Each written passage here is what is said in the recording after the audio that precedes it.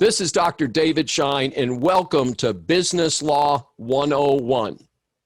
Now, we've introduced you to this term earlier in the module. In fact, that we may have mentioned it in the introduction to the course, but novation is a specific legal term. One of the best examples of this, I think I mentioned in the real estate chapter, is when you have a divorce and the family owned a house, and maybe the husband's a higher income earner, so he makes a deal to keep the house, and he agrees to keep making the mortgage and to indemnify the wife against any claims in the mortgage.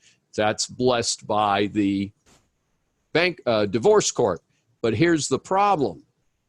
If the mortgage company did not buy into the deal and the husband goes broke, the wife can still be pursued for deficiency judgment on the mortgage that her name is on. So one of the things that you'd want to do in a novation is to make sure that anything that you need is negotiated in the deal. And so specifically in the example we just used of a mortgage, so what you would do is the husband and wife, as part of the divorce, would go to their mortgage company and say, hey, the wife is going to move on down the road. She doesn't want the risk of this mortgage sitting on her credit and creating a liability for her. So we're going to let her out of the deal.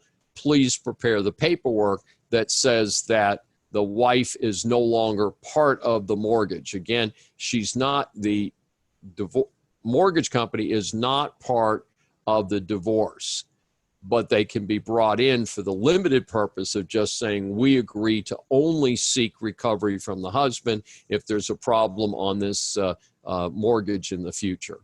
This is Dr. David D. Shine for Business Law 101. If you've enjoyed this episode, please subscribe on your favorite platform.